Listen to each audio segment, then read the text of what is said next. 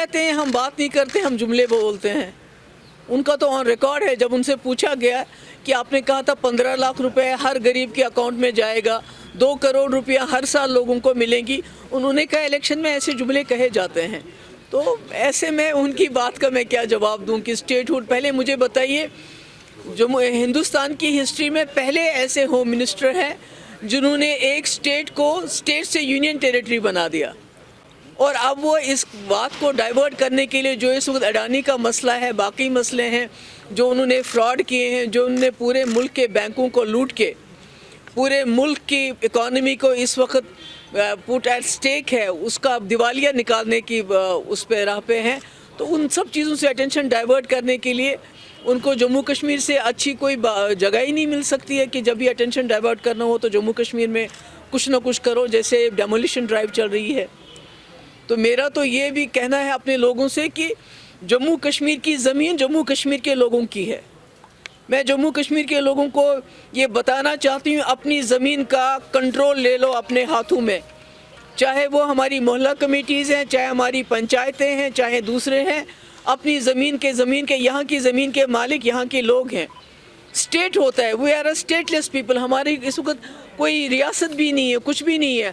تو ایسے میں ہمارے مالک ہمارے لوگ ہیں, اور ان کو اپنی زمین کا جو کسٹڈی ہے اپنے ہاتھ میں لینی چاہیے. اس طرح سے وہ ہمیں انکروچر کا نام دے, کہ ناجائز قبضے کرنے والوں کا نام دے. پہلے تو اینٹی نیشنل بلاتے تھے, اب ناجائز قبضہ ور کر کے بلاتے ہیں. ہم ناجائز قبضہ ور نہیں ہے, یہ ہماری زمین ہے, اس پہ ہمارا کنٹرول ہے, اور لوگوں کو اس کا کنٹرول لینا چاہیے, چاہے وہ گھاس چرائے ہو, چاہے وہ شاملیات ہو, چاہے وہ کسٹوڈین لینڈ ہو, چاہے وہ اسٹیٹ لینڈ ہو. یہ یہاں کے لوگوں کی زمین ہے. نہیں, یہ تو ایل جی, میں تو وہی کہہ رہی ہوں کہ یہاں تو اندھا قانون, یہاں تو کانسٹیٹیوشن کی بالادستی ہی نہیں ہے, یہاں تو کوئی قانون ہی نہیں چلتا ہے. آج تو بینکس نے بھی شروع کر دیا, ابھی تو ڈیمولیشن ڈرائیو آلریڈی غریبوں کے گھر توڑے جا رہے ہیں, ان کی دکانیں توڑی جا رہی ہیں, سب کچھ برباد ہو رہا ہے. اور یہاں سے بینکس نے بھی شروع کر دیا ہے لوگوں کو نوٹسز بھیجنا کہ جو پراپرٹی مارگیج میں ہے اس کے بارے میں آپ ہمارے ساتھ فیصلہ کرو, یا پورا پیسہ دو, یا ہم آپ کا جو ہے مکان وغیرہ لے لیں گے. یہ تو ایک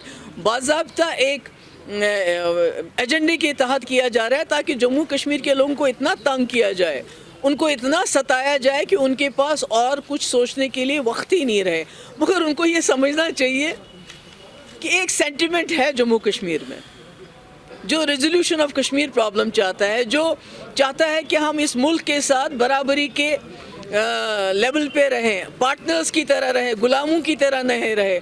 تو اس سینٹیمنٹ کو آپ جیل میں نہیں ڈال سکتے. ہمارے نوجوان ہزاروں کے تعداد میں اس وقت باہر کے جیلوں میں ہیں, جن کو وہاں جو حالات ہیں, میں نے کئیوں سے میری بات ہوئی, انہوں نے کہا ہمیں نمک اور چپاتی دی جاتی ہے کھانے کے لیے, کوئی ان کا گھر والا اتنی دور جا نہیں سکتا ہے ملنے کے لیے, کوئی وکالت کی بات تو بہت دور کی بات ہے.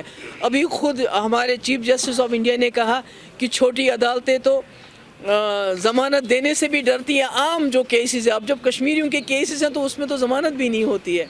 تو ایسے ماحول میں یہ اور کیا کر سکتے ہیں, ڈائیورٹ کرنے کے بغیر اور کیا کر سکتے ہیں. آپ تو دیکھ رہے ہیں نا آج کل گراؤنڈ پہ کیا دکھائی دے رہا ہے. آپ پہلے نوکریوں سے لوگوں کو نکالو, جیل میں نوجوانوں کو ڈال دو, جرنلسٹ کو جیل میں ڈال دو. اب جو رہی صحیح کسر تھی وہ ہمارے گھر گرا کے پوری کی جا رہی ہے. تو اس سے اور بڑا نیا کشمیر کیا ہو سکتا ہے, اس سے بڑی ترقی ان کے لیے اور کیا ہو سکتی ہے, جو شروع سے ہی جنہوں نے مسلمانوں کے خلاف رہتے ہیں, جو مسلمانوں کے خلاف. آپ جہاں جہاں دیکھیے ڈیمولیشن, جہاں دلی میں بھی ہو رہی ہے, وہاں بھی کن ایریاز میں ڈیمولیشن ہو رہی ہے, یہاں بھی جو ہو رہا ہے, جموں میں جو ہو رہا ہے, تو یہ کس کے خلاف ہو رہا ہے.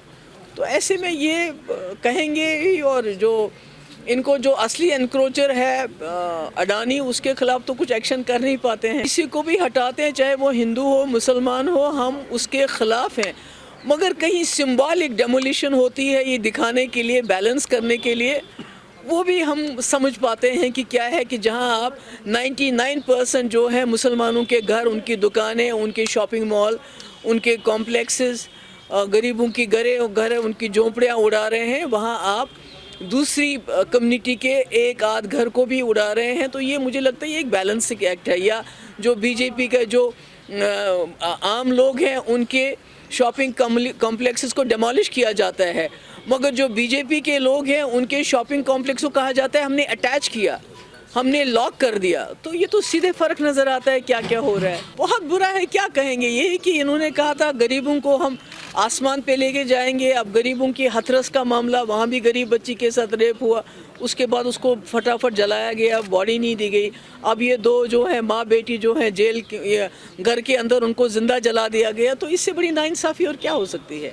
یہ سرکار تو کسی کی نہیں ہے, یہ تو غریبوں کی بھی نہیں ہے. ایک چیز چل رہی ہے, اس کو جو میں نے پہلے بھی کہا, جو غریب لوگ ہیں جن کے گھر اجاڑے جا رہے ہیں, جن کے گھر ڈیمالش کیے جاتے ہیں, ان کے پاس ایک پرٹیکولر پارٹی کے لوگ جاتے ہیں, ان کو کہتے ہیں آپ ہمارے ساتھ مل لیجئے, ہم آپ کی جو زمین ہے وہ ریگولرائز کروائیں گے. تو یہ وہی ایک ٹیکٹک ہے, کیونکہ جب ان کو لگا کہ کشمیری لوگ جو ہیں وہ ہمارے جانسے میں نہیں آ رہے ہیں, تو اب ان کو تھریٹن کر کے, بلیک میل کر کے کہ آپ کا گھر گرا دیں گے, آپ کی دکانیں گرا دیں گے, اگر آپ ہماری پارٹی جوائن کرو گے تو آپ کو کچھ نہیں کرے گا.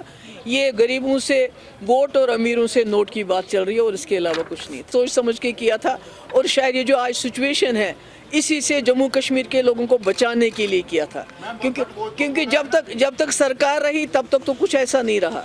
جب تک آپ نے سرکار رہی آپ کی, تب تک آپ نے ان کو ہاتھ نہیں لگانے دیا 370 کے. آپ نے سرکار میں ان کے ہاتھ باندھ دیے, سرکار بھی چلی گئی اور انہوں نے سارا جموں کشمیر کو اجاڑ دیا. تو انہوں نے تو بچانے کی کوشش کی تھی. تو کہیں تو لوگوں کو تو حق ہے نا.